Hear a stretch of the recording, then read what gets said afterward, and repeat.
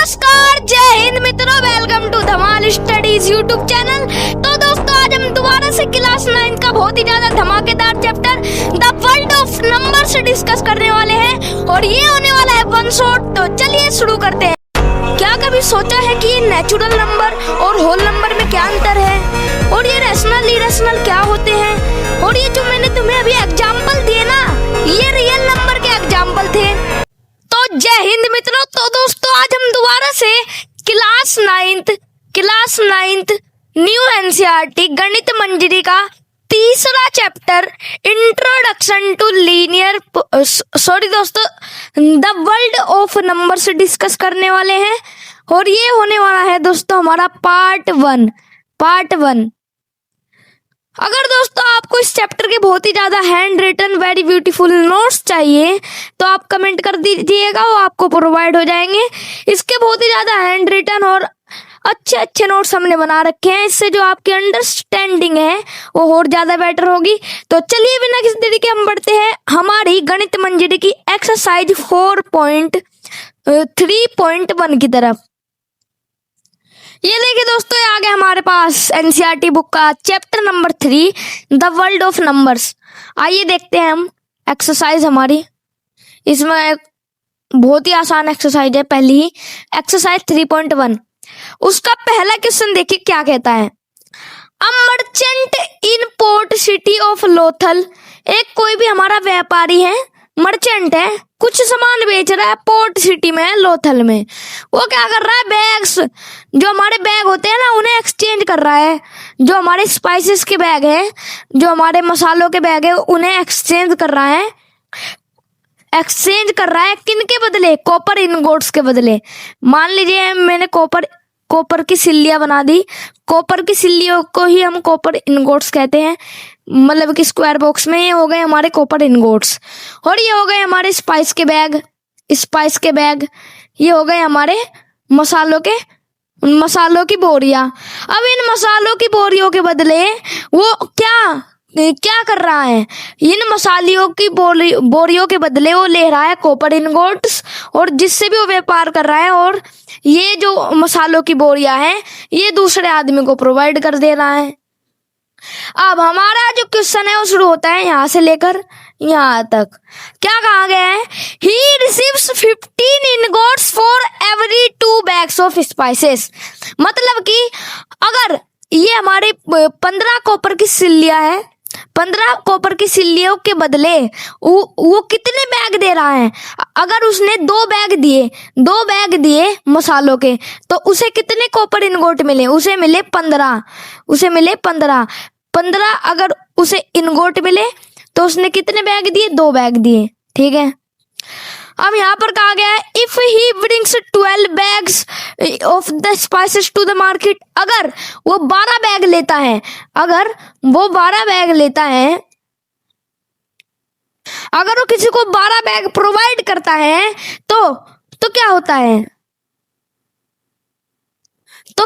इसमें पूछा है how many copper ingot will leave with.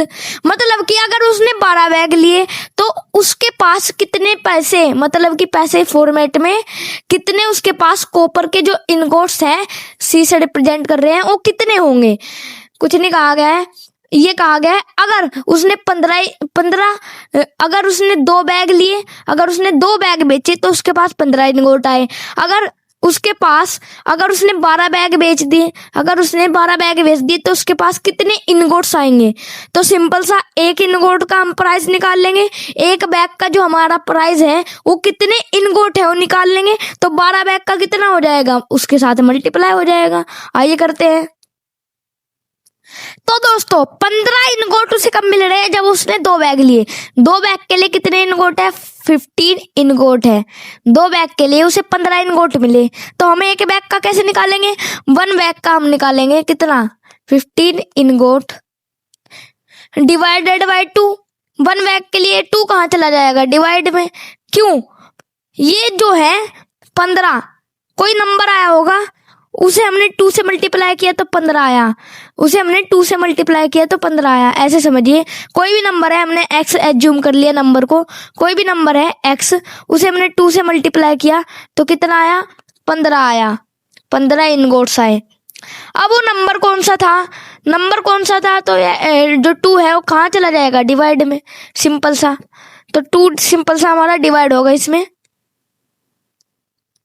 2 divide क्यों हो रहा है उसके ऊपर भी बात करेंगे। देखिए ये 15 डिवाइडेड बाय हम 2 करेंगे। डिवाइड का मतलब क्या है, 2 लोगों में हम ये जो 15 है ये डिवाइड कर रहे हैं।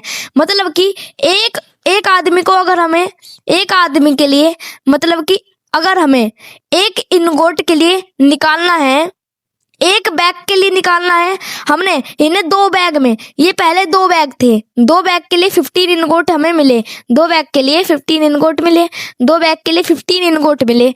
अब हमें निकालना है एक बैग का, तो हम क्या करेंगे, इन दोनों को अलग अलग कर देंगे, एक बैग का अलग, दूसरे बैग का अलग। इसलिए तो हम 2 से डिवाइड कर रहे हैं, 2 बैग में हम इसे बांट रहे हैं। डिवाइड का मतलब बांटना ही होता है। तो इसका आंसर हो जाएगा कितना, 7.5, सिंपल सा। तो वन इनगोट के लिए, वन बैग के लिए कितने इनगोट लग रहे हैं, 1 बैग के लिए हमारे लग रहे हैं 7.5 इनगोट्स। 7.5 इनगोट्स जो है वो हमारे लग रहे हैं 1 बैग के लिए। अब अगर 1 बैग के लिए इतने लग रहे हैं तो इसमें पूछा है 12 बैग के लिए। यहाँ पर देखिए 12 बैग्स के लिए कितने लगेंगे, तो 12 बैग्स के लिए लगेंगे हमारे कितने, 12 बैग के लिए लग जाएंगे, सिंपल सा 12 से मल्टीप्लाई हो जाएगा। ये हो जाएगा 12 मल्टीप्लाई बाय 7.5, इतने लगेंगे हमारे 12 बैग के लिए। तो 12 से हम मल्टीप्लाई कर देंगे, सिंपल सा मल्टीप्लाई कर देंगे। इसकी मैं ट्रिक बता देता हूँ क्योंकि आई एम ह्यूमन कैलकुलेटर। देखिए ट्रिक इसकी क्या कहती है, सबसे पहले आप क्या कीजिए, ये जो 5 है इसे भी 2 से मल्टीप्लाई कर दीजिए, आ गया 10, 1 कैरी गया, ठीक है। अब ये 2 7 जा, 2 को भी 7 से मल्टीप्लाई किए, आया 14, लेकिन इसकी जो साइड वाला नंबर है वो भी ऐड कर दीजिए, आया 19, 1 कैरी था तो आ गया 20.0। तो आंसर कितना आ गया, 20, सिंपल सा 20। या आप ऐसे भी कर सकते हैं ट्रिक देखने, तो 12 7 जा कितना होता है 84, 12 5 जा 60, इन दोनों को हम ऐड कर देंगे तो कितना आया। तो आप देख सकते हैं दोस्तों जो हमारा सिंपल सा आंसर आ गया है वो आ गया 900, अगर हमने 75 को 12 से मल्टीप्लाई किया। लेकिन हमें चाहिए था पॉइंट में, एक डिजिट के बाद पॉइंट लग जाएगा, तो आंसर आ गया 90। तो 12 बैग के लिए हमारे कितने इनगोट लगे, 90। तो पहले का आंसर दोस्तों हो गया है 90। अब बढ़ते हैं नेक्स्ट क्वेश्चन की तरफ। नेक्स्ट क्वेश्चन क्या कहता है हमारा, देखिए अब नेक्स्ट क्वेश्चन है हमारा, look at the sequence of the number in the column of Ishango bone. Ishango bone क्या है, कुछ नहीं है, पुरानी ओल्ड बोन है। ओल्ड बोन जो अफ्रीका की साइड हमारे जो लोग होते थे वो यूज करते थे काउंटिंग के लिए, क्योंकि वो पहले जो नंबर्स थे वो होते नहीं थे, पहले जो नंबर सिस्टम था वो अच्छे से डेवलप नहीं था, तो इसांगो बोन का वो यूज करते थे। यहाँ पर एक फोटो भी है, देख सकते हैं आप, ये रही हमारी इसांगो बोन, ठीक है। ये जो फोटो है ये रही इसांगो बोन की फोटो, ठीक है। अब क्वेश्चन में क्या कहा गया है, देखिए इसांगो बोन, उसका जो पैटर्न है, उस इसांगो बोन है एक इसांगो बोन, उस पर कुछ नंबर लिखे हुए हैं। नंबर कौन से, 11 लिखा है, 13 लिखा है, 17 लिखा है, फिर 19 लिखा है। ये नंबर का पैटर्न लिखा हुआ है। अब हमें क्या कहा गया है, इन नंबर्स में कॉमन चीज क्या है, इन नंबर में आपको कॉमन चीज क्या दिख रही है। List the next 3 numbers that fit in this pattern. और आपको अब 3 नंबर और लिखने हैं जो इस पैटर्न में फिट हो जाए। ये 11 लिखा, ये 13, 17 और 19। इसमें आपको 3 नंबर और बताने हैं जिससे ये जो इसांगो बोन का पैटर्न है फुलफिल हो जाए। अब यहाँ पर देखिए इसांगो बोन की तरफ ही हम ले चलते हैं। नंबर लिखे हैं 11, 13, 17, 19। अगर आप ध्यान से देखें 11 भी हमारा किसी के टेबल में नहीं आता है, 13 भी किसी के टेबल में नहीं, 17 भी और 19 भी। ये सिर्फ हमारे 11 की बात करें तो 1 और 11, मतलब कि 1 के और खुद के टेबल में आता है 11, और 19 भी 1 के और खुद के टेबल में आता है। मतलब कि किसी के टेबल में नहीं आता 19। अगर आप किसी भी नंबर को मान लीजिए ए मल्टीप्लाई कर दे किसी दूसरे नंबर से n से, तो कभी भी 19 नहीं आएगा, 19 नहीं आएगा, क्योंकि ये नंबर है हमारे प्राइम। प्राइम नंबर क्या है? जिनमें कोई भी कॉमन फैक्टर ना मिले। कॉमन फैक्टर क्या मतलब कि उसे कोई भी नंबर डिवाइड ना कर सके पूरा। 2 से डिवाइड करोगे तो पूरा नहीं होगा, 3 से, क्योंकि वो किसी के टेबल में ही नहीं आता है। 1 को छोड़ के कोई भी नंबर से आप डिवाइड करोगे तो डिवाइड नहीं होगा, वो हमारा फैक्टर होता है। तो इसके कोई भी हमारे जो फैक्टर है 1 और इट सेल्फ, इस खुद के अलावा, वो नहीं मिलेंगे, वो ही हमारे प्राइम नंबर होते हैं। और यहाँ पर प्राइम नंबर हमें गिवन है इस आंगोबोन में। पहले 11 प्राइम नंबर है, फिर 13, फिर 17, फिर 19। अब इसके बाद कौन सा नंबर आएगा? इसके बाद अगर आप देखें तो कौन सा नंबर आएगा? वो आएगा हमारा कितना? 23। इसके बाद 23 आएगा। इसके बाद कितना आएगा? इसके बाद कितना आएगा? इसके बाद आएगा हमारा 20 कितना? 29। इसके बाद आएगा 29। इसके बाद 29। अब 29 के बाद कौन सा आएगा? वो आएगा 31। अब यह हो गए हमारे 3 प्राइम नंबर जो इस सीरीज में पूछे गए थे। अब इस बोन को आप बढ़ा देंगे और लिख देंगे 23, 29, 31। ये हो गए हमारे नंबर्स, ठीक है। अब देखते हैं दोस्तों नेक्स्ट क्वेश्चन हमारा क्या कहता है। बहुत ही आसान क्वेश्चन, 3rd क्वेश्चन। क्या कह रहा है ये कहता है we know that natural numbers are closed under addition, the sum of any natural number is always a natural number. मतलब कि कुछ नहीं कहा गया है, देखिए कहा क्या गया है। इसमें कहा गया है नेचुरल नंबर। देखिए सबसे पहले क्या होते हैं, आपने नंबर देखिए 1, 2, 3, 4, 5, 6, आप चलते जा रहे हैं 7, 8, 9, ये चलते जा रहे हैं। अब ऐसे हमने बढ़ा दिया है, इनफाइनाइट तक जा रहे हैं, इनफाइनाइट तक, ठीक है। ऐसे नंबर जिन्हें हम काउंट कर सके और वो नेगेटिव ना हो और 0 ना हो। मतलब कि काउंटिंग नंबर 1, 2, 3, 4, 5, 6, 7, 8 ये जो चल रहे हैं यही हमारे नेचुरल नंबर है। अगर हमने इनमें 0 ऐड कर दिया, ये आ गया 0, यही हो जाएंगे होल नंबर। अब इनमें हमने क्या कर दिया? नेगेटिव नंबर ऐड कर दिए, -1, -2, -3, -4। होल नंबर में हमने नेगेटिव नंबर ऐड कर दिए, ये हो जाएंगे हमारे इंटीजर्स। ये हो गए इंटीजर्स, ठीक है। अब इंटीजर्स ये जो है इनका ही यूज कर इंटीजर्स का यूज कर हमने ऐसा लिख दिया। ये इंटीजर है 1, 2, 3, 4, ये -1 हमने लिख दिया 4/5, 3/5, 7/8 ये नंबर लिख दिए। ये हो जाएंगे हमारे फ्रैक्शन,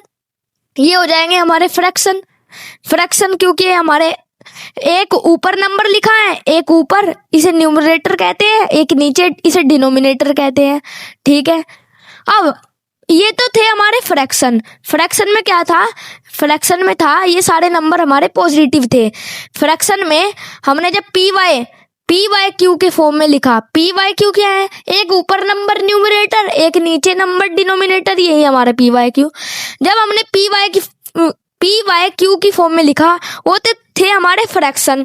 लेकिन अगर हम इसमें प्लस माइनस ऐड कर दे, मतलब कि जैसे हमने इंटीजर्स बनाए, प्लस के नंबर ले लिए, माइनस के नंबर ले लिए, उन्हें इंटीजर्स कह दिया। अब हमने प्लस की फ्रैक्शन ले ली और माइनस की फ्रैक्शन ले ली, उनको मिलाकर जो नंबर बनेंगे वो बनेंगे हमारे क्या? Rational number. उन्हें हमने रैशनल नंबर्स कह दिया, ठीक है। ये बन गए हमारे रैशनल नंबर, प्लस की फ्रैक्शन और माइनस की फ्रैक्शन। अब जो हमारे रैशनल नंबर वो कैसे लिखे जाते हैं? वो लिखे जाते हैं प्लस माइनस पी/क्यू की फॉर्म में, जो हमने बता दिया। लेकिन वो तो हो गए रैशनल नंबर जो इस फॉर्म में लिखे जा सकते हैं, जो एक ऊपर नंबर, एक नीचे नंबर, एक ऊपर न्यूमरेटर, एक नीचे डिनोमिनेटर। लेकिन उन्हें क्या कहेंगे जो इस फॉर्म में नहीं लिखे जाते, प्लस माइनस क्यू की फॉर्म में, वो जो नंबर नहीं लिखे जाते उन नंबर को हम कहते हैं इरेशनल नंबर। अब इरेशनल नंबर क्या होते हैं? जो पी बाई क्यू की फॉर्म में नहीं लिखे जाते। जैसे आप ले लीजिए एग्जाम्पल √2 का, √7 का, √4 का, √4 का, लेकिन √4 हमारा लिखा जा सकता है क्योंकि इसकी वैल्यू क्या होती है? 2। एक ऊपर नंबर है न्यूमरेटर, नीचे के लिए क्या कर दो? 1 लगा दो। 1 से किसी भी नंबर को डिवाइड किया 2 ही आएगा। तो एक ऊपर नंबर एक नीचे नंबर, 4 तो लिखा गया, तो √4 नहीं। ऐसे जो अंडर रूट वाले नंबर है ये होते हैं इर्रेशनल नंबर, ये होते हैं हमारे इरेशनल नंबर।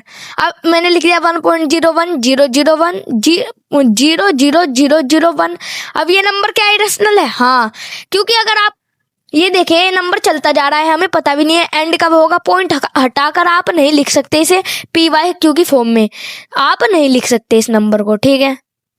अब आपने लिख दिया 1.25, इसे आप लिख सकते हैं पॉइंट हटाकर 100 लगा दीजिए, ये हो गया हमारे पी वाई क्यू, ये हो गया हमारा रैशनल नंबर। लेकिन क्या आप इस नंबर को लिख सकते हैं 125414141, ये चलता जा रहा है। अब ये है हमारे रिपीटिंग डेसिमल, रिपीटिंग और नॉन टर्मिनेटिंग। नॉन टर्मिनेटिंग क्या होता है? दिख दिया 2.5, इसे पॉइंट हटाकर 10 लगा दिया, इसका मतलब ये क्या है? खत्म हो गया, पॉइंट एक डिजिट के बाद खत्म, रिपीट नहीं हो रहा, वो है हमारा टर्मिनेटिंग डेसिमल। अब ये रिपीट हो रहा है 414141, ये हो गए हमारे रिपीटिंग कह दो या रिकरिंग कह दो, रिपीटिंग या रिकरिंग डेसिमल है 125414141। क्या ये रैशनल है? बिल्कुल है, वो हम बाद में सीखेंगे कि इन्हें पी वाई क्यू की फॉर्म में हम कैसे लिख सकते हैं। लेकिन ऐसे कुछ भी नंबर लिख दिया 4.273 कुछ भी लिख दिया, वो हो गया हमारे इरेशनल नंबर, ठीक है। अब जो हम बात कर रहे थे वो बात कर रहे थे नेचुरल नंबर की, 1 2 3 4 5 6 7 इनकी, मतलब कि जो 1 से लेकर इनफाइनाइट तक चलते हैं उन नंबर की। अब ये जो हमारा क्वेश्चन है ये कहता है are the closed under subtraction. अब ये क्लोजर प्रॉपर्टी होती है, क्लोजर प्रॉपर्टी, क्लोज मतलब हमने देखा अगर आप 1 + 1 को ऐड करें तो 2 आएगा, अगर आप 2/1 लिखे तो ये किसकी फॉर्म में हो गया? पी बाय क्यू की फॉर्म में हो गया। तो ये क्या है? ये है हमारा रैशनल नंबर, ये है रैशनल नंबर, ये हो गया रैशनल नंबर। मतलब कि अगर हम कोई भी 2 नेचुरल नंबर को ऐड कर दे तो हमें क्या मिलेगा? रैशनल नंबर मिलेगा, हमें रैशनल नंबर मिलेगा। देख लीजिए मैंने 8 + 11 ऐड कर दिया, मिल गया 19, इसे 1 लगा दो नीचे, ये भी क्या हो गया? रैशनल नंबर हो गया हमारा।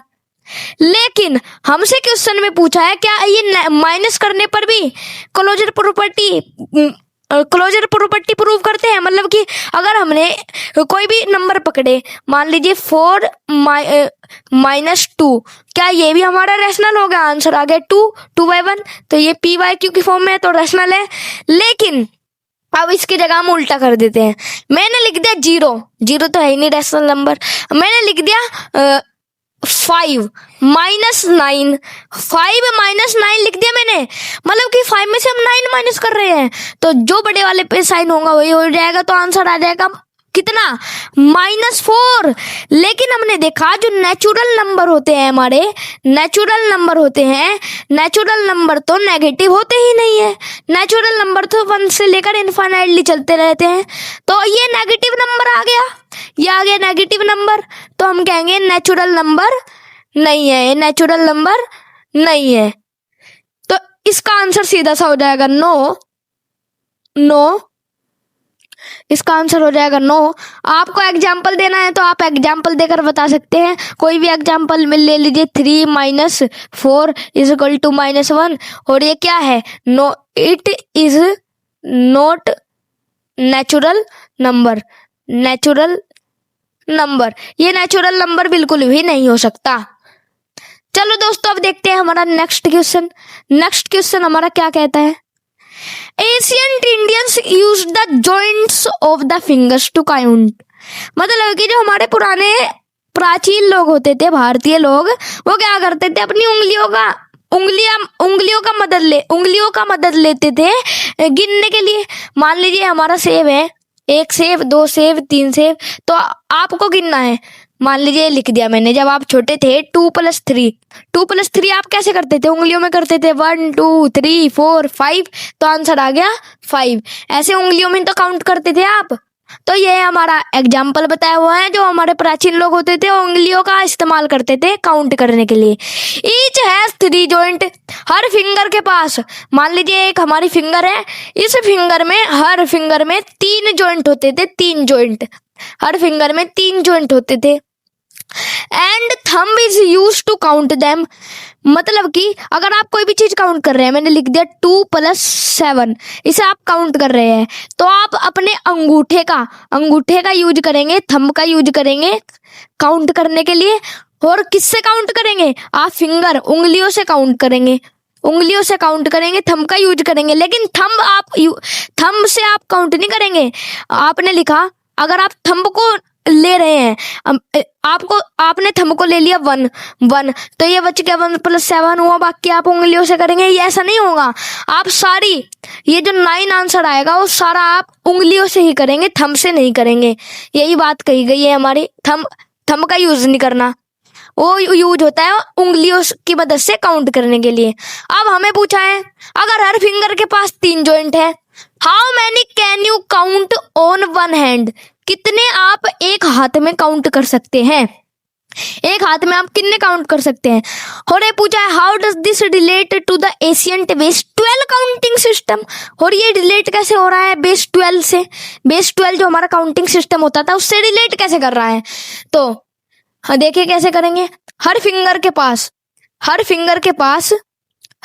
में कितने जॉइंट्स हैं? 3 जॉइंट्स हैं, 3 जॉइंट्स हैं। और हमारे जो टोटल फिंगर का आप यूज करेंगे, टोटल फिंगर तो 4 है, थंब का इस्तेमाल नहीं लेना, थंब से आप काउंट करेंगे। और काउंट किसकी मदद से करेंगे? फिंगर की मदद से। थंब से आप काउंट करेंगे और किससे करेंगे? फिंगर से करेंगे। तो फिंगर हो गई हमारी 4। अगर एक फिंगर में 3 जॉइंट है तो 4 फिंगर में कितने हो जाएंगे? सिंपल सा 3 × 4 जॉइंट्स हो जाएंगे 12 जॉइंट्स। 12 जॉइंट्स हमारे हो जाएंगे कितने? पूरे हैंड में अगर हम थंब को इस्तेमाल में नहीं ले रहे हैं, जो कि क्वेश्चन ने कहा ही है, तो हमारे पूरे हैंड में हो जाते हैं 12 जॉइंट्स। ठीक है, 12 जॉइंट्स हमने काउंट कर दिए, तो पहले का आंसर हो गया 12 जॉइंट्स। अब सेकंड पूछा है, ये हमारा रिलेट कैसे कर रहा है जो हमारा बेस 12 काउंटिंग सिस्टम है। तो ये रिलेट ऐसे कर रहा है, अगर आप देखें बेस 12 जो हमारा काउंटिंग सिस्टम था, कोई भी अगर आप बेस काउंटिंग सिस्टम बना रहे हैं, मैंने बेस 10 का बनाया, बेस 10 का, तो वो बनेगा 10, 100, 1000, 10,000, 10 लाख, ऐसे चलता रहेगा। मतलब कि अगर आप देखें पहले 10, फिर 100, फिर 1000, तो ये क्या हो रहा है? 10 की पावर अगर आपने 1 करी तो आया 10, 10 की पावर अगर आपने 2 करी तो आया 100, 10 की पावर अगर आपने 3 करी तो आया 1000। तो यही हमारा बेस 12 सिस्टम होता है, मतलब कि वो पावर में चलता है।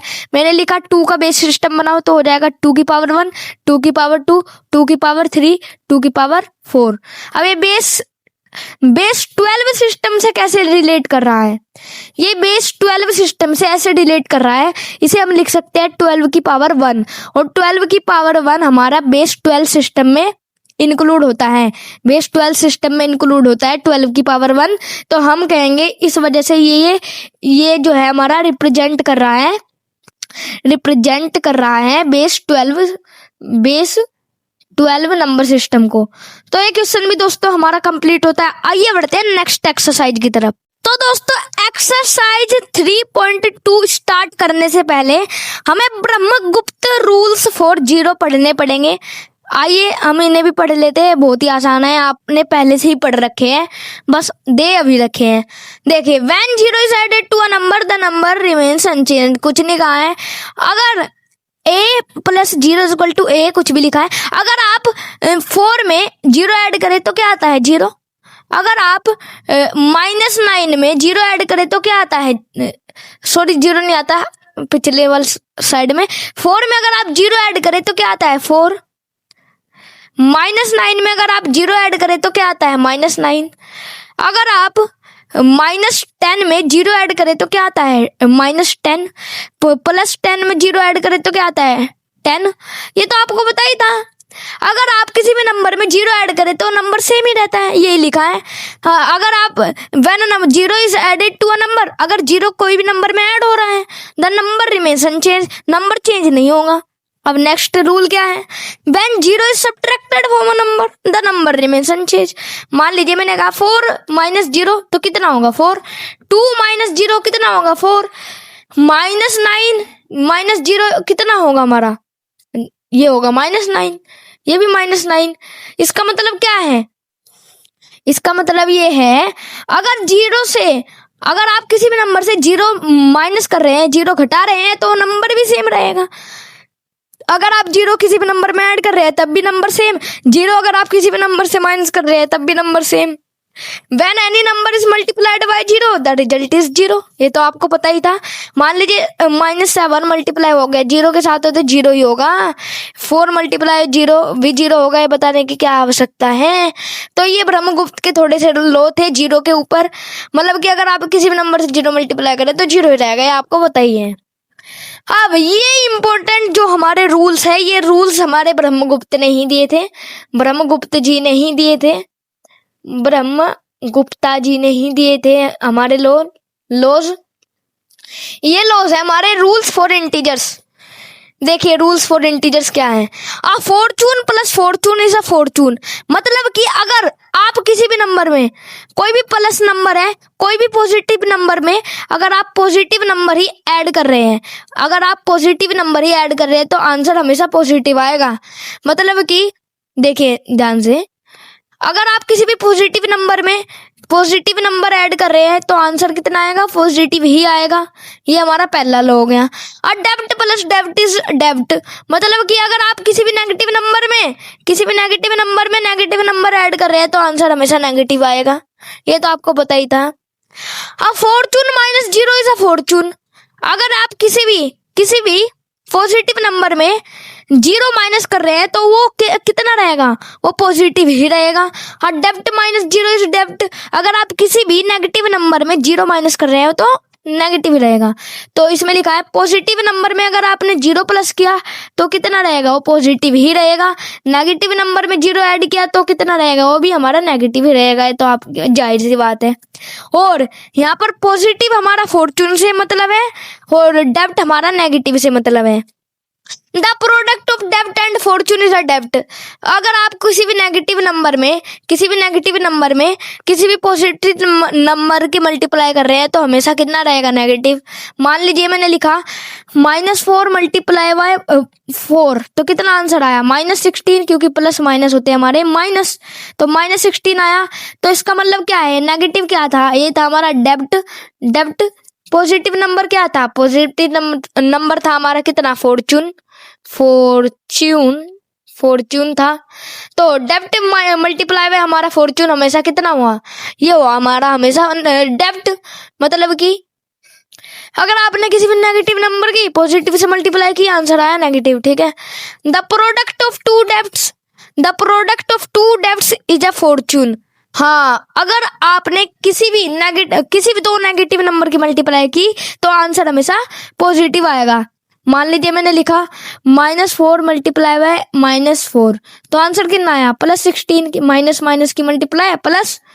तो इसका मतलब क्या है, हमने दो नेगेटिव नंबर की मल्टीप्लाई करी तो आंसर पॉजिटिव आया। दो डेब्ट मिलकर एक पॉजिटिव बन जाते हैं, एक फॉर्चून बन जाते हैं, वही हमारा लिखा है। ये थे हमारे ब्रह्मगुप्ता के थोड़े से लॉ जो हमने पढ़ लिए। अब बढ़ते हैं एक्सरसाइज 3.2 की तरफ। तो दोस्तों ये आ गई हमारे पास एक्सरसाइज 3.2। पहला ही क्वेश्चन क्या कहता है, सबसे आसान, the temperature in high altitude desert of Ladakh is recorded at 4 degree Celsius at noon. मतलब कि दोपहर के समय जो लद्दाख का हाई एल्टीट्यूड सबसे ऊंची जगह पर सबसे ऊंचाई पर जो लद्दाख का टेम्परेचर हमारा तापमान जो लद्दाख का है वो नोटिस किया गया होता 4 डिग्री सेल्सियस, कब, दोपहर में। बाय मिडनाइट आधी रात में क्या हुआ, ये ना 15 डिग्री सेल्सियस से कम हो गया, ये ड्रॉप हो गया by 15 degree Celsius, 15 degree Celsius से टेम्परेचर कम हो गया। What is the midnight temperature, जो आधी रात का टेम्परेचर था वो क्या हुआ होगा, अगर पहले इतना था दोपहर में अब इतना कम हो गया, तो मिड नाइट में कितना टेम्परेचर, तो कम कर देंगे, कम करते हैं, तो 4 - 15 इज इक्वल टू कितना आ गया, सिंपल सा -11 डिग्री सेल्सियस। इतना टेम्परेचर है हमारा कितना, मिड नाइट का, मिड नाइट का इतना टेम्परेचर है। पहला ही बहुत आसान क्वेश्चन। नेक्स्ट क्वेश्चन देखते हैं क्या है। I spice trader takes a loan, loan को डेब्ट से दिखाया जा रहा है, फॉर्च्यून को प्रॉफिट से। मतलब कि लोन अगर कभी भी हुआ तो आप नेगेटिव मानेंगे, अगर फॉर्च्यून हुआ तो आप पॉजिटिव मानेंगे। ये बात याद रखिएगा जो मैंने पहले बताई थी। I spice trader takes a loan, एक कोई भी हमारा मसाले बेचने वाला व्यापारी है, वो लोन लेता है 850 का, 850 का लोन लेता है, ठीक है। नेक्स्ट डे क्या होता है, वो प्रॉफिट कमा लेता है 1200 का। अब उसे खुशी हो गई, प्रॉफिट हो गया 1200 का। द फॉलोइंग वीक, इसी हफ्ते क्या होता है, इसी हफ्ते अगले दिन तो उसने 1200 का प्रॉफिट कमा लिया, लेकिन अगले इसी हफ्ते 450 रुपए का उसे लॉस भी हो जाता है।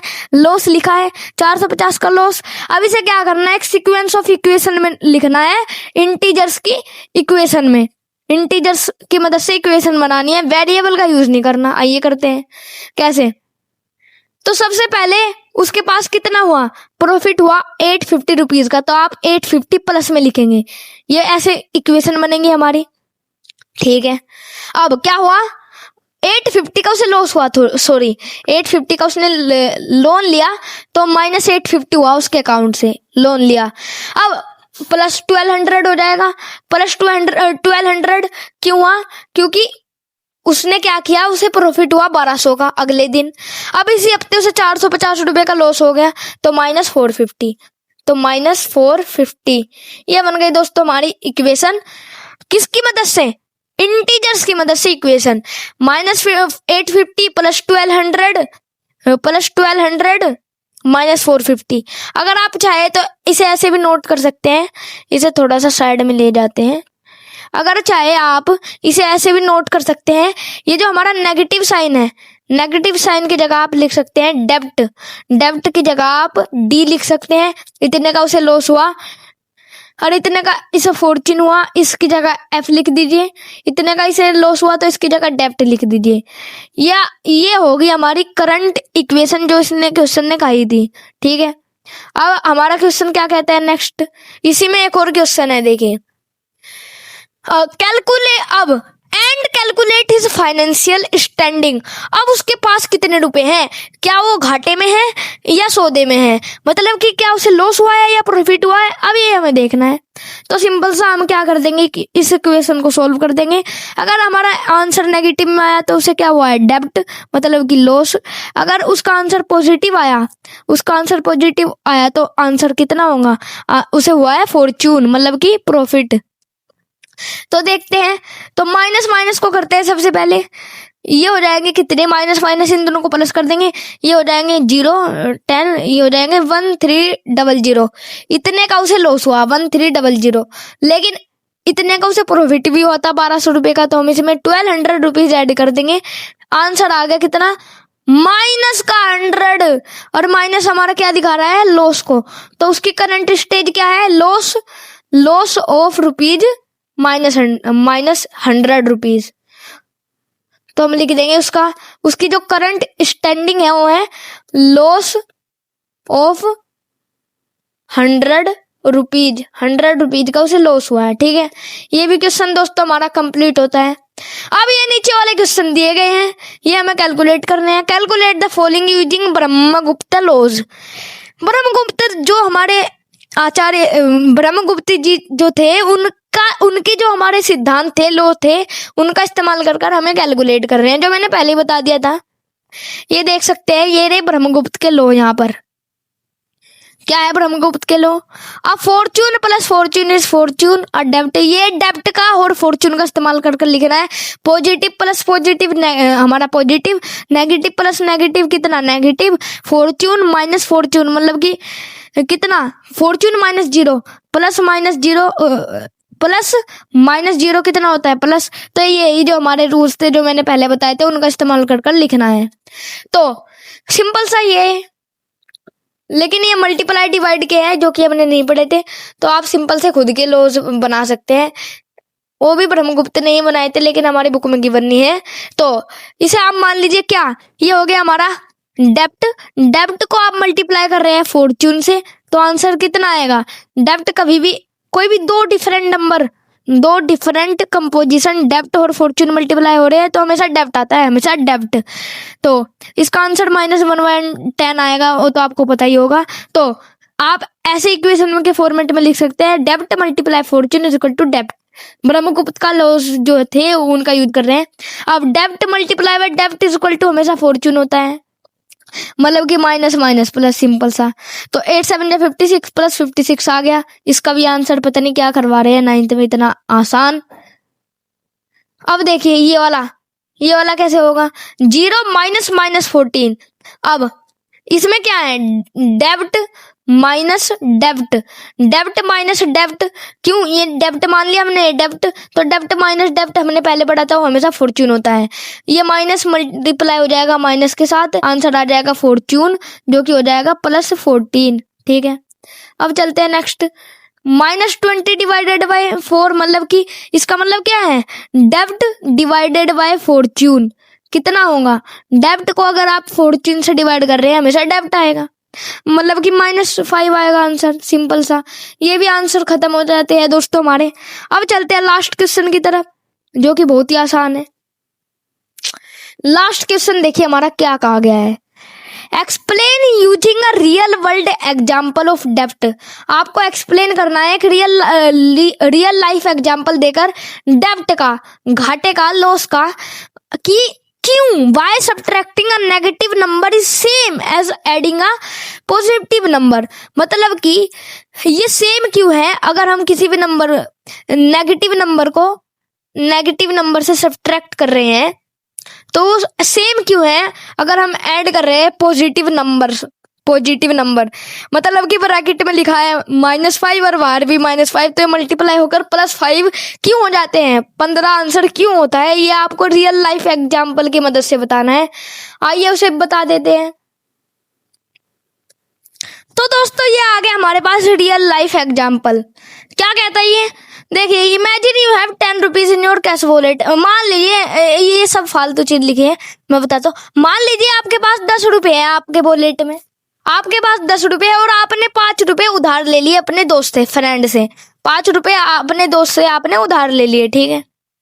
अब डेब्ट कैसे लिखा जाएगा, 10 - 5। आपके पास करंटली 5 रुपए हैं और आपको याद रहेगा कि आपको बाद में लौटाने हैं अपने दोस्त को, जिससे आपके पास 5 रुपए ही रहे, लेकिन अभी तो 10 है। द ट्विस्ट, अब क्या होता है, उसका था बर्थडे, उसका बर्थडे था, उसने क्या कर दिया, काइंडनेस, दया के भाव से आपको 5 रुपए वापस कर दिए कि कोई बात नहीं, तुम पूरे रुपए रख दो। तो आपके पास कितने रुपए हो जाएंगे, अब उसने 5 रुपए वापस कर लिए। आपके पास 10 रुपए थे वॉलेट में और आपने 5 रुपए का उधार लिया था। देखिए, आपके पास 10 रुपए थे वॉलेट में, आपने 5 रुपए का उधार लिया था, लेकिन आपके दोस्त ने अपने बर्थडे पे कहा कोई बात नहीं, तुम उन्हें वो जो 5 रुपए है उसे रख लो, अपने वॉलेट में ही रख लो। तो ये जो 5 रुपए थे उसने क्या कर दिए, उसने कैंसिल कर दिए, मतलब माइनस कर दिए। 5 रुपए उसने माइनस कर दिए कि अब मेरी तरफ से माइनस है, 5 रुपए तुम्हें रखो, माइनस कर दिए। तो अब ये माइनस हो गए 5 रुपए, उसकी तरफ से उधार माइनस हो गया, तो आपके पास टोटल रुपए पूरे ही तो आएंगे, आपके पास पूरे रुपए आ जाएंगे। जब उसने उधार माफ कर दिया तो 15 रुपए बचे आपके पास। मतलब कि आपके पास वॉलेट में 10 रुपए थे, आपने 5 रुपए का उधार लिया था। अपने बर्थडे में दोस्त ने कहा कोई बात नहीं है, ये जो उधार है मैंने कैंसिल कर दिया, माइनस कर दिया अपने, ये जो उधार है अपने बर्थडे पे मैंने माइनस कर दिया। तो क्या होगा, अगर ये उधार माइनस हो गया तो 5 रुपए भी एक्स्ट्रा आपके पास आ गए। एक्स्ट्रा आ गए तो आप क्या करेंगे, उन्हें भी रख लेंगे, तो टोटल 15 हो गए, मतलब कि ऐड हुए 5 रुपए। तो यही एग्जाम्पल था डेब्ट। तो मतलब कि हमारे पास क्या था, फॉर्च्यून था 10 रुपए का, 5 रुपए का हमारे पास डेब्ट हो गया। अब उस डेप्ट को भी हमारा जो दोस्त था उसने डेप्ट कर दिया, तो डबल डेप्ट होकर हमारा +5 बन गया फॉर्च्यून। यही एग्जाम्पल था। ये भी क्वेश्चन दोस्तों खत्म होता है हमारा। ये दोस्तों भी, ये जो 4th क्वेश्चन था दोस्तों ये कंप्लीट है। अब बढ़ते हैं दोस्तों नेक्स्ट एक्सरसाइज की तरफ, एक्सरसाइज सेट 3.3। अब ये क्या कहता है हमारा पहला ही क्वेश्चन है, प्रूव करो ये जो रैशनल नंबर है इक्वल है, prove that the following rational numbers are equal. तो कैसे करेंगे आप, देखिए अगर आपको इन्हें प्रूव करना है तो सबसे पहले तो आप डिनोमिनेटर इनका सेम बनाएंगे, जो कि आपको पता ही है सेम बनाना पड़ेगा। तो 2/3 को मल्टीप्लाई करेंगे 2 से, इसे भी 2 से, और ये हो जाएगा 4/6। तो आंसर कितना आ गया, डिनोमिनेटर सेम बनाकर आंसर आ गया 4/6। वो 4/6 के इक्वल है। ऐसे भी आप कर सकते हैं, लेकिन अगर आपको ज्यादा आसान मेथड देखना है जो कि आपको पता होगा, सिंपल सा आप इनकी दोनों नंबर की क्रॉस मल्टीप्लाई कर दे। 2 की 6 से मल्टीप्लाई कर दे, 3 की 4 से, तो 2 6 जा होता है हमारा 12, 3 4 जा भी हमारा 12, तो 12 = 12 हो गया। इस वजह से नंबर हो गए, हैंस प्रूव कि ये इक्वल है। इस मेथड को हम कहते हैं, अगर A/B लिखा है और C/B लिखा है, ये हमें प्रूव करना है, तो हम कह सकते हैं AB = CB। ये हमारा जो अलजेब्रा का होता है, ये अगर हमारा डिवाइड में है तो इधर मल्टीप्लाई में, ये डिवाइड में तो इधर मल्टीप्लाई में, तो AB = CB ऐसे आया है ये मेथड से। ठीक है, चलिए देखते हैं अब हमारा सेकंड पार्ट। तो सिंपल सा क्रॉस मल्टीप्लाई कर दीजिए, 4 10 जाओगे 40, अब 8 5 जाओगे 40, अब 40 40 के इक्वल आ गए, हैंस प्रूव्ड इक्वल हो गए। अब सेकंड 3 3 10 जाओगे हमारे 30, 5 6 जा भी हो गए 30, लेकिन यहाँ पर देखिए ये आपने 3 तो हमारा माइनस का है, तो -3 × 10 किया तो आंसर आएगा -30। अब 5 मल्टीप्लाई हुआ -6 के साथ, 5 6 जा तो आप कर सकते हैं, 5 6 जा 30, लेकिन माइनस साइन और लगाना पड़ेगा, इसके आगे था, तो -30 = -30 हो गए, हैंस प्रूव्ड। ठीक है, अब ये 9/3 और 3 कुछ नहीं करना है, 3 है तो 3 के नीचे 1 भी तो होगा, सिंपल सी बात है, 1 है। अब कर दो क्रॉस मल्टीप्लाई, 9 1 जा 9, अब 3 3 जा कितना होता है 9, 3 3 जा भी 9, तो ये आ गए हमारे कितना इक्वल 9 = 9, सॉरी 3 3 जा 9, तो ये भी हो गया हमारा हैंस प्रूव्ड। अब बढ़ते हैं नेक्स्ट क्वेश्चन की तरफ। नेक्स्ट क्वेश्चन है दोस्तों हमारा फाइंड करना सम, फाइंड द सम ऑफ।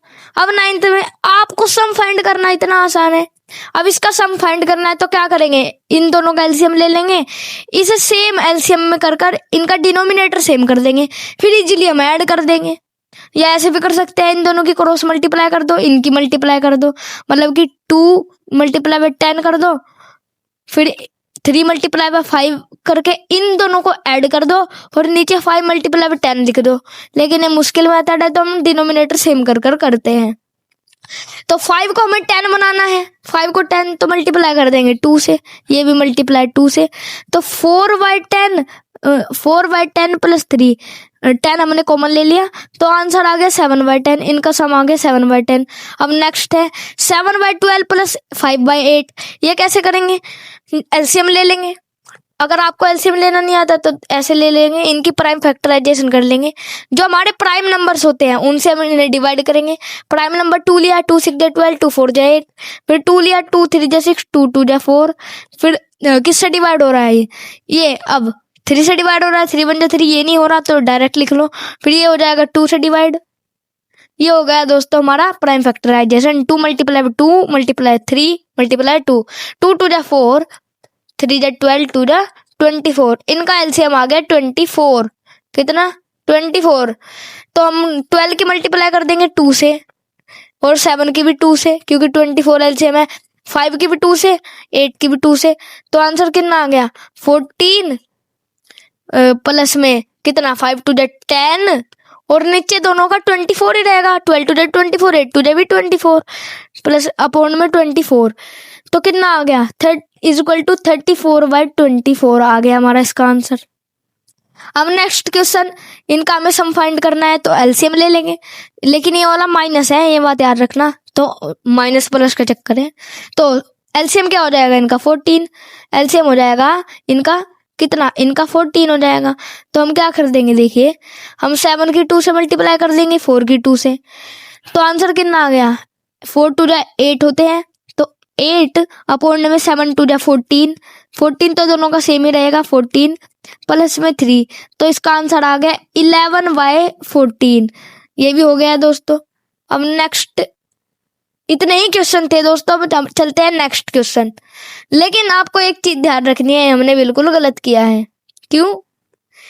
क्योंकि ये जो हमारा 8 है ना, 8 हमारा -4 मल्टीप्लाई हो रहा है 2 के साथ, -4 2 के साथ मल्टीप्लाई हो रहा है, तो 8 नेगेटिव है, और -8 + 3 होता है हमारा -5/14। ये हमारा करंट आंसर है। अब नेक्स्ट है हमारा फाइंड द डिफरेंस। इनका डिफरेंस फाइंड करना है, बेहद ही आसान क्वेश्चन। इनका डिफरेंस कैसे फाइंड करेंगे? दोबारा से एलसीएम ले लेंगे, 6 और 4 का एलसीएम ले लेंगे। कैसे करेंगे? ऐसे ही 6 लिया, 4 लिया, 2 3 जा 6, 2 2 जा 4, 3 1 जा 3, 2 ऐसे ही, फिर 2 1 जा 2, तो 2 3 जा 6, 2 जा 12, 12 इनका एलसीएम आ गया। इनका एलसीएम आ गया 12, तो हम 6 की किससे मल्टीप्लाई कर देंगे? 12 से। 4 की किससे मल्टीप्लाई कर देंगे? 3 से, क्योंकि 4 3 जा 12, 6 2 जा 12। तो ऊपर भी सेम मल्टीप्लाई होगी, 5 2 जा 10, 5 2 जा 10, और फिर 1 मल्टीप्लाई बाय 3 होगी, तो एलसीएम आ गया। तो ये हो जाएगा 10 प्लस में 3, क्योंकि 5 2 जा 10, 1 3 जा 3, अपॉन में दोनों के 12। तो इसका आंसर आ गया कितना? कितना? सॉरी दोस्तों, माइनस है, हमें नेगेटिव करना है, माइनस है तो हम माइनस कर देंगे। आंसर आ गया 7/12। इसकी जगह हम लिख देते हैं 7/12। अब देखते हैं नेक्स्ट। नेक्स्ट बड़ा ही आसान। अब 8 और 4 का एलसीएम लेंगे। सबसे पहले एलसीएम लेने का सही तरीका देखिए। 8 2 जा होता है हमारा 16, 4 2 जा होता है 8, ठीक है। 4 3 जा 12, 4 4 जा 16, 4 4 जा 16। अब ये 16 दोनों के में आ रहे हैं, 16 दोनों के में आ रहे हैं। 8 2 जा 16 होता है, 4 4 जा 16, तो ये इनका एलसीएम हो गया। तो 8 को मल्टीप्लाई करेंगे 2 से, 4 को मल्टीप्लाई करेंगे 4 से। यहाँ भी 2 से मल्टीप्लाई हो जाएगी, यहाँ भी 4 से। तो देखिए क्या हो जाएगा, 11 2 जा हो जाएगा कितना? 22, माइनस में 3 4 जा 12, अपॉन में दोनों के 16, ठीक है।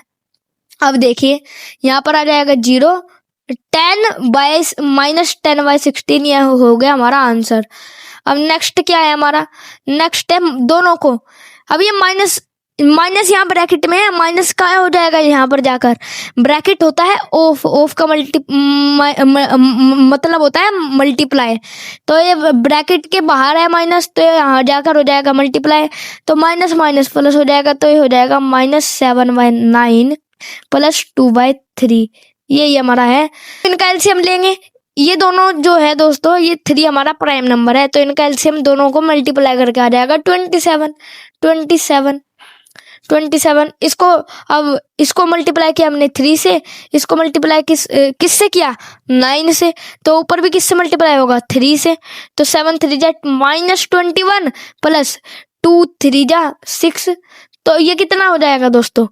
ये हो जाएगा हमारा सिंपल सा माइनस का 15/27, इसका भी आंसर। अब नेक्स्ट में देखते हैं दोस्तों हमारा क्या कहा गया है। नेक्स्ट क्वेश्चन में प्रोडक्ट फाइंड करना है हमें फ्रैक्शन रेशनल नंबर का। नेक्स्ट में हमें प्रोडक्ट फाइंड करना है।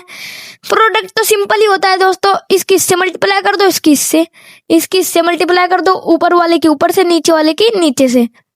ऊपर वाले की ऊपर से मल्टीप्लाई कर दो, नीचे वाले की नीचे से। तो 2 3 जा आ गया 6, 3 10 जा आ गया 30। ये आ गया दोस्तों हमारा प्रोडक्ट। अब देखिए 7 5 जा आ गया हमारा 35, 11 8 जा आ गया हमारा 88, ये आ गया प्रोडक्ट। अब 4 5 जा आ गया हमारा 20, लेकिन माइनस है तो माइनस। 7 14 जा आ गया कितना? 98, अपॉन में 98।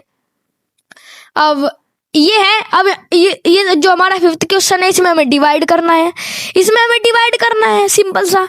तो डिवाइड के लिए क्या करना है? डिवाइड के लिए कुछ नहीं करना है। ये जो हमारा नंबर है, लास्ट वाला नंबर, इसका उल्टा कर दो। उल्टा हो गया 10/3। उससे मल्टीप्लाई कर दो किसके साथ? पहले वाले नंबर के साथ। बस ये होता है हमारा डिवाइड। अब ये इन दोनों में से कोई कट रहा है, ऐसे ऐसे हम काट सकते हैं, लेकिन अभी कट ही नहीं रहा है। तो आंसर सिंपल सा आ गया 20/9।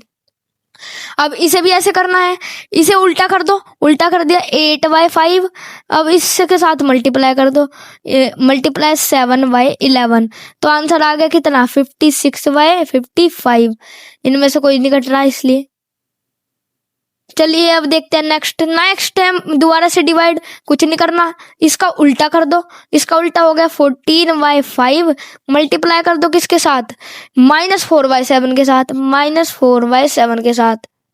तो देखो 14 4 जा कितने होते हैं हमारे, 56 होते हैं, 7 5 जा 35। और ये माइनस का माइनस, क्योंकि माइनस था। ये भी हो गया दोस्तों हमारा। अब हमारा नेक्स्ट क्वेश्चन है दोस्तों, क्या है करना है हमें, नेक्स्ट क्वेश्चन है सो दैट, हमें प्रूव करना है कि 1/2 + 3/4 अगर हम 1/2 को 3/4 से 1/2 को 3/4 से ऐड कर रहे हैं, फिर बाद में मल्टीप्लाई कर रहे हैं 8/3 को, वो इक्वल होगा कितना, 8/3 को अगर हम 3/4 से मल्टीप्लाई करें और 8/3 को अगर हम 1/2 से मल्टीप्लाई करें, दोनों की एडिशन के बराबर। तो कुछ नहीं करना, अगर आप प्रूव करना चाहते हैं तो LHS लेफ्ट हैंड साइड को, RHS राइट वाली हैंड वाली साइड को इक्वल प्रूव करा दो, तो हमारा इक्वल हो जाएगा, प्रूव हो जाएगा। तो हम लेफ्ट हैंड साइड को RHS के इक्वल प्रूव कराएंगे, तो हम इसे ही कर देते हैं, LHS को प्रूव करते हैं सबसे पहले। तो पहले हम करेंगे 1/2 + 3/4, फिर 8/3 मल्टीप्लाई, फिर इनको सोल्व करेंगे RHS को। तो 1/2 + 3/4, अब एलसीएम लिया 4 आया, तो मल्टीप्लाई 2 आंसर आ गया 2/4। तो ये 3/4 प्लस हो रहा है 2/4 के, तो इन दोनों को प्लस किया 5, तो आंसर आ गया सिंपल सा 5/4। तो 5/4 हमें इक्वल दिखाना है किसके, 1/2 मल्टीप्लाई होगा 8/3 के साथ, 1 × 8 कितना हुआ 8, 2 × 3 कितना हुआ 6। इसमें क्या ऐड हो रहा है, 3 8 जा 24, अपॉन में 4 3 जा 12, ये ऐड हो रहा है। अब एलसीएम ले लो, 6 मल्टीप्लाई होगा 2 के साथ 12, एलसीएम एन का 8 × 2, तो 16/12 आ गया। 16/12 हम इसमें ऐड करेंगे, 16/12 एलसीएम से में ऐड कर दो, बहुत ही आसान है। तो ऐड कैसे करेंगे, 24 में 16 ऐड कर दो, तो आंसर कितना आ गया 40/12, 40/12। अब 40/12 है वो कट सकता है हमारा, किससे कट सकता है, 2 6 जा होता है 12, 2 20 जा 40, 2 3 जा 6 होता है, 2 10 जा होता है हमारा 20। अब आंसर कितना आ गया दोस्तों हमारा, सॉरी दोस्तों हमने गलती से इन्हें मल्टीप्लाई करके ऐड कर दिया है, हमें करना था कुछ और मल्टीप्लाई करके ऐड। तो दोबारा से करते हैं, तो 8 1 जा 8/6, 8/6 नहीं, 1 8 जा होता है 8, 2 3 जा 6, तो 8/6 किसके साथ ऐड होगा, वो ऐड होगा हमारा प्लस में किसके साथ, 4 3 जा 12, 4 3 जा 12, 8 3 जा 24, इसके साथ ऐड होगा 8/6 प्लस 24/12। तो ऐड करते हैं दोस्तों, इनका एलसीएम ले लेंगे, ये हो जाएगा 2 से मल्टीप्लाई, ये हो जाएगा हमारा 2 से मल्टीप्लाई।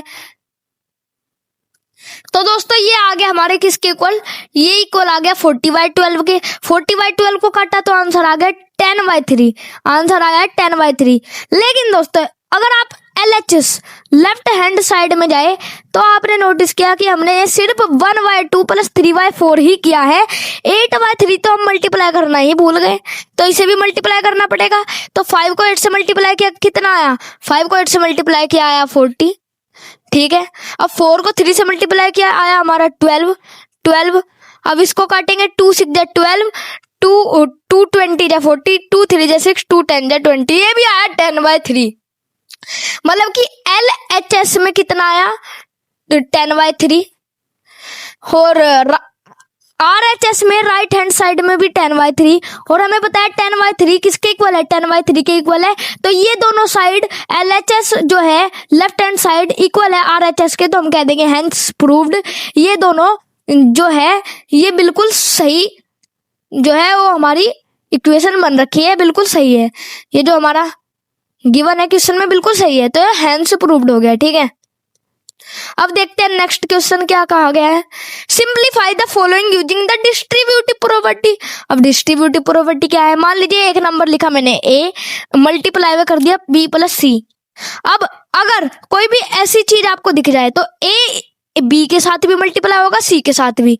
मैंने लिखा 2 मल्टीप्लाई बाय 4 प्लस 9, तो ये 2 4 के साथ मल्टीप्लाई हुआ 8 आया, 2 9 के साथ मल्टीप्लाई किया 18 आया, ऐड किया कितना आया 26। अगर आप ऐसे करते तो कितना आता 13 को मल्टीप्लाई करते 2 से तब भी 26।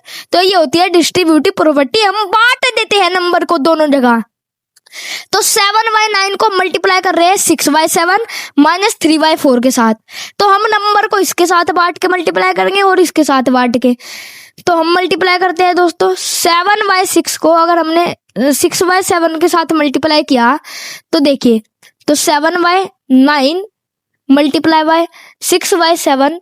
अब ये मल्टीप्लाई में है तो ऊपर नीचे काट दीजिए, 3 3 जा 9 होता है, 3 2 जा 6, तो 2/3 आ गया यहाँ पर। 2/3 माइनस हो रहा है किसके साथ, 7/9 मल्टीप्लाई 3 माइनस 3/4, तो 7/9 मल्टीप्लाई 3/4 माइनस हमने यहाँ लिख दिया। अब क्या इनमें से कोई कट रहा है, हाँ ये कट रहा है, 3 बन जा 3, 3 3 जा 9, तो आंसर आ गया 2/3 को हमें माइनस करना है किसके साथ माइनस करना है,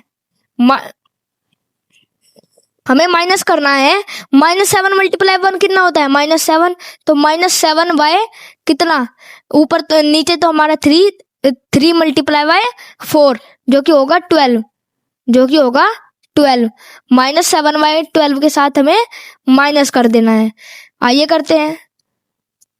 तो दोस्तों करते हैं 2/3 माइनस 7/12, तो हम एलसीएम ले लेंगे दोस्तों, इसे 4 के साथ मल्टीप्लाई, ये भी 4 के साथ मल्टीप्लाई, तो आ जाएगा 8/12 और 7/12 वैसे ही -7, तो आंसर आ गया 1/12। इसका आंसर 1/12 आ गया है दोस्तों।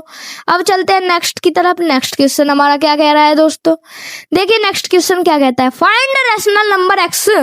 हमें जो वेरिएबल गिवन है एक्स, ये रैशनल नंबर फाइंड करना है सच दैट 5/6x प्लस 1/2, मतलब कि अगर ये 5/6 इस नंबर x के साथ मल्टीप्लाई हो, फिर ये 5/6 इस 3/5 के साथ मल्टीप्लाई हो, वो किसके इक्वल आना चाहिए, 5/6x प्लस 1/2 के इक्वल आना चाहिए। आइए करते हैं, इक्वेशन सोल्व कर लेंगे तो आ जाएगा हमारा इक्वल। तो ये हो जाएगा 5/6x, क्योंकि ये 5/6 इसके साथ मल्टीप्लाई हुआ। अब 5 3 जा होगा 15 और 6 5 जा 30, 15/30 प्लस में 15/30 किसके इक्वल आना चाहिए, वो इक्वल आना चाहिए हमारे 5/6x प्लस में 1/2 के, अब सिंपल सा हम इस इक्वेशन को सोल्व कर देंगे। यहाँ पर देखिए 5/6 किस में है, 5/6, ये जो हमारा 5/6 है ये प्लस में है, इधर ले जाइए इसे माइनस में हो जाएगा। ये हमारा जो 15/30 है प्लस में है, इधर उल्टी साइड ले गए तो उल्टा बना दो इसे, उल्टा बन गया तो ये हो गया माइनस में। और ये जो हमारा 5/6 था, 5/6 हो गया हमारा किस में, 5/6 हो गया हमारा एडिशन में, प्लस में।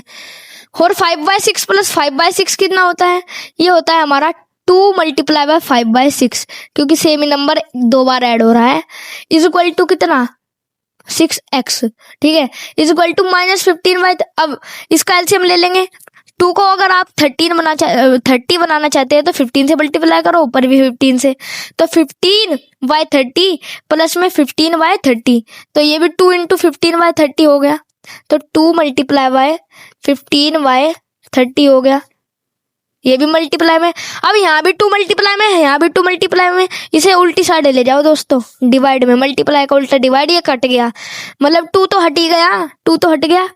अब x की वैल्यू निकालनी है आपको। अब x क्या है, 5/6 के साथ मल्टीप्लाई में, तो ये 5/6 कहाँ चला जाएगा, डिवाइड में ले जाते हैं 5/6 को डिवाइड में। और मैंने डिवाइड करने का तरीका बताया था दोस्तों आपको, डिवाइड करने का जो तरीका था वो मैंने बताया था।